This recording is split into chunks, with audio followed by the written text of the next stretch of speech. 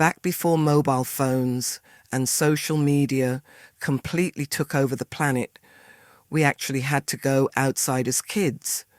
Maybe it's just my neighborhood, but I rarely see kids riding their bikes around anymore, or playing ding-dong ditch, or doing any of those late-night, troublesome activities we used to get up to. But when I was a kid, and I'm talking anywhere from 9 to 17 years old, I was always outside with my friends. At my childhood home, there was a park just down the block. This park became our primary hangout spot, especially at night, since our parents would often get mad at us for being too loud at home. The park was perfect for us. It had a small patch of woods on 3 sides, and it faced the street on the 4th side. Across the street was another small patch of woods. This meant we didn't have any neighboring houses watching us or calling the police on us for making too much noise. We were perfectly isolated. This specific incident happened when I was about 13, that prime age where riding bikes was our only method of transportation. I believe the day in question was a Saturday. Earlier that day, we had ridden to a nearby pizza place. Afterward, we headed back to my friend Tony's house, which was also not far from mine. The 6 of us were hanging out in his backyard until his mum came outside and yelled at him.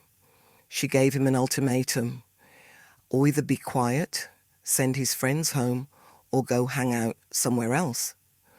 At that point, 3 of our friends decided to call it a night and went home. But me, Tony, and our friend Rob decided to ride to the park instead.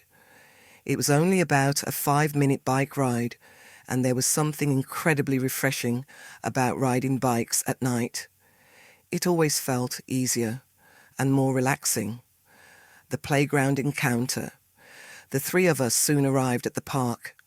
Beyond its wooded borders, the actual park consisted of a small baseball field, a set of small bleachers, a few typical park benches, and a decent-sized playground with a swing set.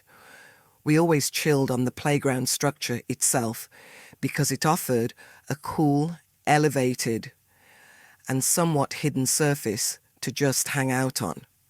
At some point, as we were relaxing on the playground, Tony suddenly whispered, "Shh, did you hear that?" We all immediately stopped talking and held our breath, listening intently for a few moments.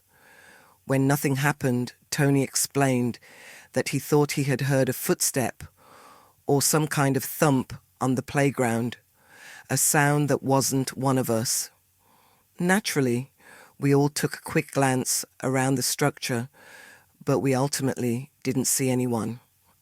However, probably just a few minutes later, there was a sound that all 3 of us heard this time.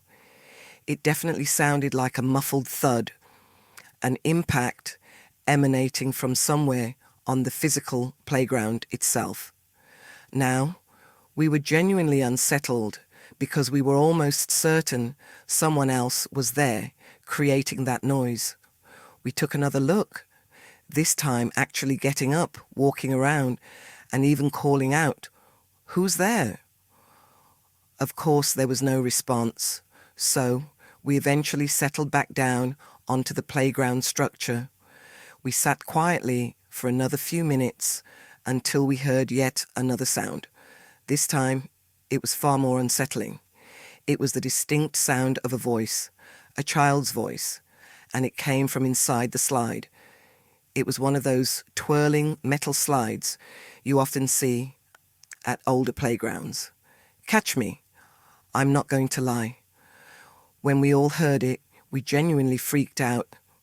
Although we had heard weird thumping sounds, we hadn't heard anyone climbing onto the slide, and the previous thumps definitely hadn't come from inside it. Naturally, I walked over to the bottom of the slide and listened. Then I spoke into the opening. "Is someone in there?" A voice answered back. Hello? It was clearly a child's voice. I want to say a boy. They sounded like a toddler. I was 90% sure the word was hello. My friends heard it too. We all exchanged these terrified, wide-eyed looks. We had not heard anyone near the slide for the entire half hour we'd been there. I called down the slide again. Do you need help? But now there was no response. In fact, we didn't hear the voice again. I had to assume there was a little kid stuck in there. So I climbed into the slide and began to slide down. As I slid, expecting a child to appear around the corner at any moment, I instead made it to the bottom, only to find it was empty. I quickly scanned the ground level of the playground and the surrounding area, but there was not a soul in sight. My friends were just as shocked as I was. There was literally no one around besides the three of us, and I'm telling you, it was simply not possible for someone to have run away that quickly, especially not a young child. We checked every possible place to hide, and there was no one. We were already beyond freaked out, but things were about to get worse. We suddenly heard the same voice once again come from the slide. This time it said, "Catch me." We all bolted for our bikes. We pedaled faster than we ever had in our lives, racing back to my house down the block. We finally regrouped and caught our breath in my backyard. We tried to be quiet, though, since my dad was likely asleep already, and he would get mad if we were loud outside. We sat amongst ourselves, whispering about what had just happened and trying to find any possible rational explanations. But things only got stranger when we heard a knocking on the backyard gate. Yes, someone was knocking, as if asking permission to come in. I whispered, "Who is that?" thinking maybe it was a family member. But it was an unfamiliar woman's voice. I backed away, terrified, and said, "No, sorry." The woman replied, "Are you sure?" Tony immediately chimed in, "No, we definitely weren't there." The woman simply said, "Okay, thanks anyway." I slowly stepped back toward the gate to see if she had left, but she was still standing there, smiling and staring right at me through the crack. That disturbing, wide grin. We were so completely freaked out that we turned and bolted inside my house through the back door. We quietly hung out downstairs for a while, absolutely shaken. That woman was terrifying. Everything about her was wrong. My friends were too scared to go back outside, retrieve their bikes, and leave. So they ended up sleeping over and left first thing in the morning. We did not go back to that park for a very, very long time after that night. If we tried to explain it away with logic, we could argue that a child had run away from his mother, was playing at the park, and the mother was looking for him. But that makes no sense.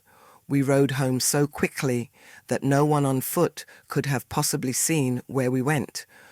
Plus, we know for a fact that we saw no kid running around the playground. So, what the actual hell did we hear inside that slide? Who was that? And who was the woman? At this point, it's just a distant, chilling memory that will likely never be solved. The night jogger. I never thought a normal walk in the park could turn into one of the scariest nights of my life, but it absolutely did. I live in a small suburban town, the kind of place where everyone knows everyone else, and most people genuinely think it's safe to be outside at any hour. It was a Friday night in the summer of 2018. I had just finished a late shift at work, and I desperately wanted to clear my head before heading home. The local park was only a few blocks from my apartment, and I used it a lot, either to jog or just to walk, when I needed to think. That particular night, it was quiet, almost too quiet. The sun had set about an hour before, and the streetlights inside the park were on, but the main walking path still felt heavily shadowed beneath the trees. I remember thinking how peaceful it was as I entered. The lingering smell of freshly cut grass was everywhere. I wasn't expecting anyone to be there.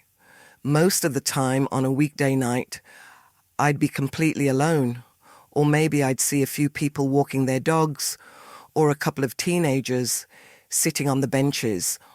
I put my headphones in, set my music to a low volume, and started walking along the main path. At first, everything felt completely normal. I noticed a couple of dogs running in the distance and some people walking slowly, laughing quietly. It felt calm, almost therapeutic. But then I started noticing little things that made me feel deeply uneasy, though I tried hard to brush them off at the time. The first thing I noticed was a man sitting on a bench not far from the path. He was wearing a dark hoodie, and the hood was pulled up over his head, even though it wasn't cold.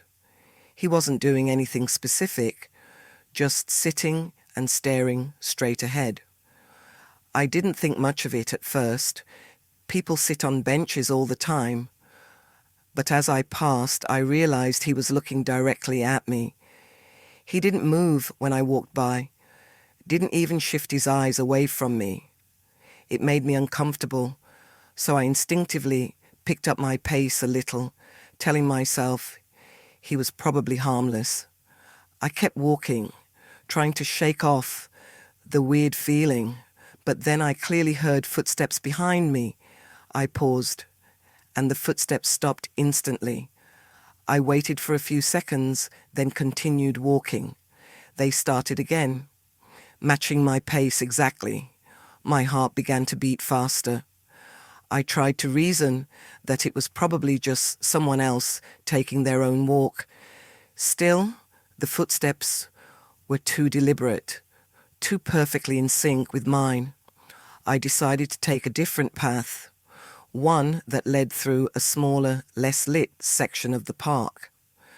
The main path was still ahead, but I wanted to cut through a side trail that looped back toward the street. I figured I could get home faster that way and maybe avoid whoever was behind me.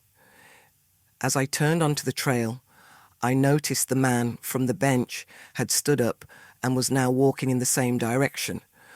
I thought, maybe it's a coincidence, but something about the way he moved made me stop and stare. He wasn't jogging or taking a normal stroll. His pace was slow, almost like he was meticulously matching my speed without ever looking directly at me. I pulled out my phone and checked the time, then pretended to make a call, holding it up to my ear. The man didn't react. He didn't seem to care that I was looking at him. I forced myself to keep walking, desperately trying not to panic. I thought, maybe if I go faster, he'll eventually leave me alone. I broke into a light jog, and he did the same, keeping exactly the same unnerving distance behind me. My mind was racing. Why was he following me? Was he dangerous? Should I run back the way I came? I made a final decision. I had to leave the park completely. There was a street exit just ahead that led back toward a well-lit neighborhood. I broke into a full-out run, my heart pounding so hard I thought it might explode out of my chest. The footsteps behind me sped up, matching mine perfectly. I didn't dare look back again. I just ran. When I reached the street, I finally slowed down and risked a quick glance behind me. The man had stopped at the very edge of the park, standing in the shadows, just inside the trees. I could clearly see the hood over his head, a dark, silent shape against the dimly lit path. He wasn't moving. He was just watching me. I don't know how long I stood there, shaking, before I finally turned and sprinted all the way home.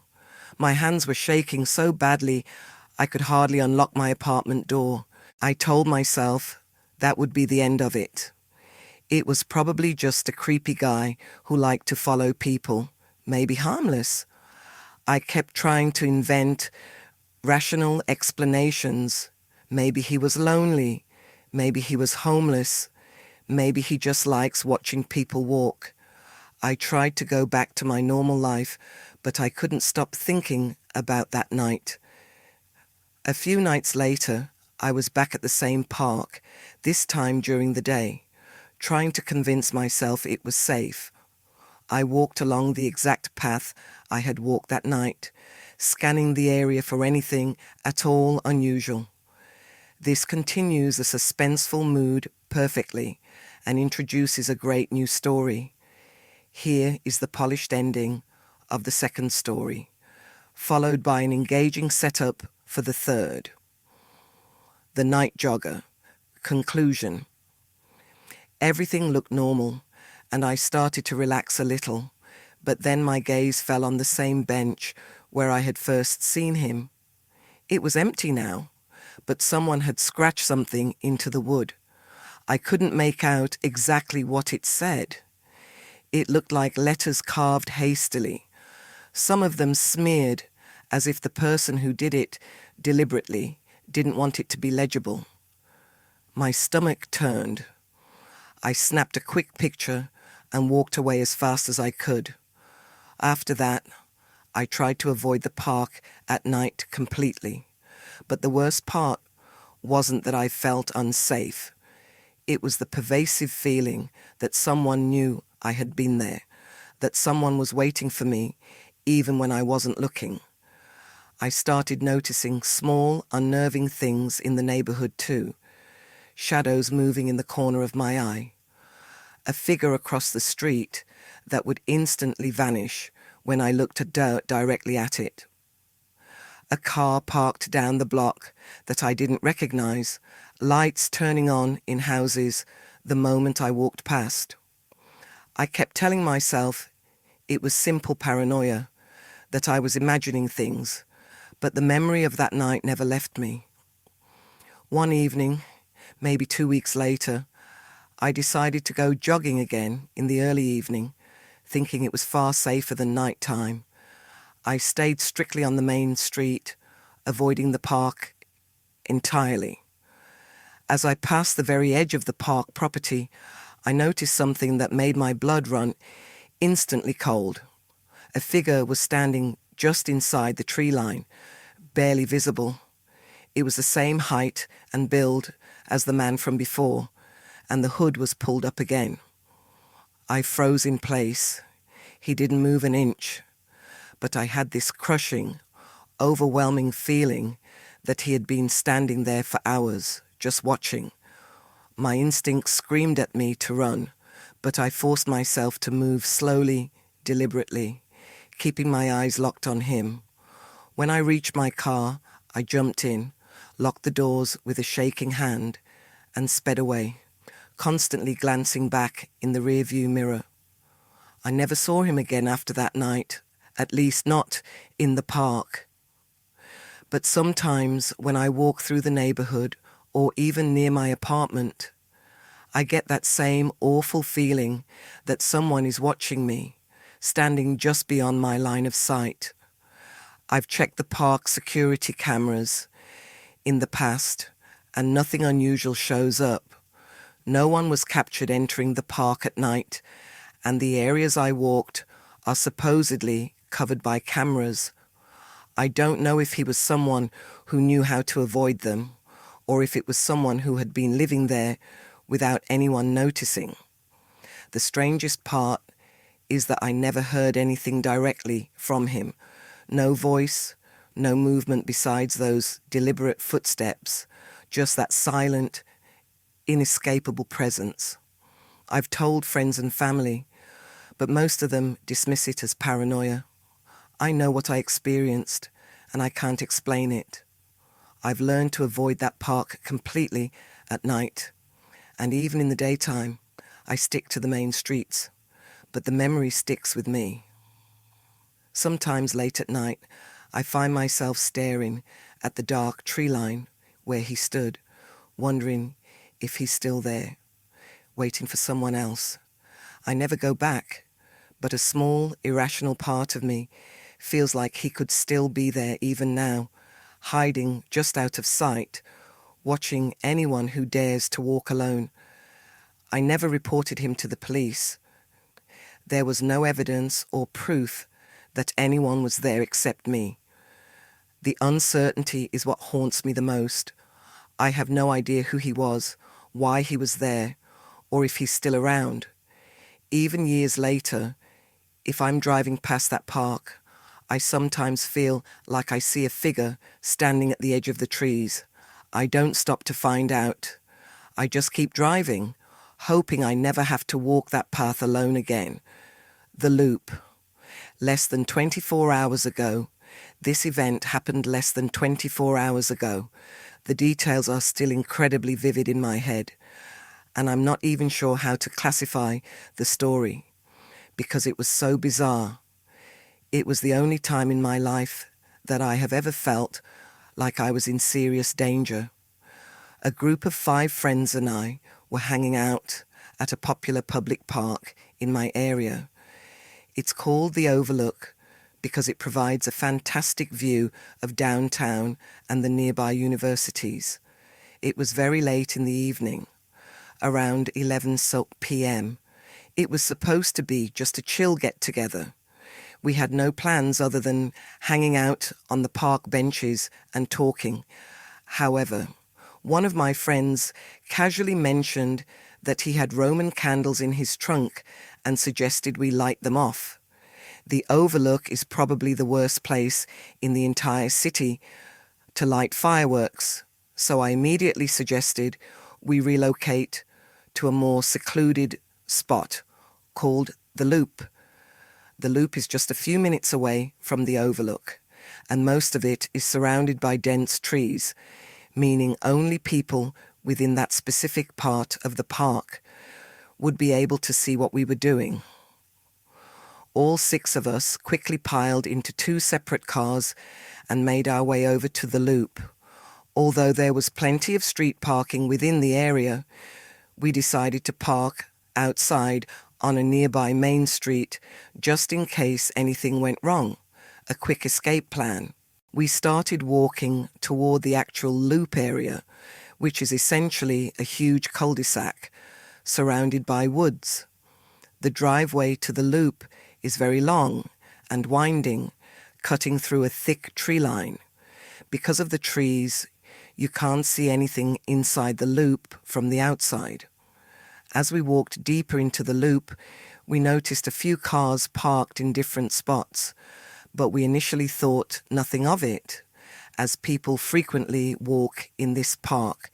Still, it was strange for such a late hour. As we rounded the cul-de-sac, we saw several more cars parked around the Loop, all with their lights off. Suddenly, a pickup truck behind us started moving, also with its headlights off. It was facing the entrance, but it quickly executed a U-turn and headed straight in our direction. All 6 of us immediately found this strange and ducked behind some nearby trees. The truck passed us slowly, then continued around the Loop, drove back toward the entrance, stopped abruptly, and made another U-turn. All of our stomachs sank. The truck was small, probably only fitting 3 people, and there were 6 of us, all over 6 feet tall. Still, we were seriously frightened and creeped out. For some inexplicable reason, my friend thought that was the perfect moment to light one of the Roman candles. Sparks flew in the night air, and the truck immediately turned its headlights on and started slowly driving toward us. We broke out into a dead sprint, running further into the tree line, which was on a downward slope. We hid desperately behind more trees. However, the truck didn't stop. It actually drove over the curb and through the grass, aiming right for us. Whoever was driving must have seen us running, because they turned on their high beams and laid on the horn. A long, blaring sound that echoed through the quiet park. We sprinted as fast as we possibly could into the woods. These were not established paths.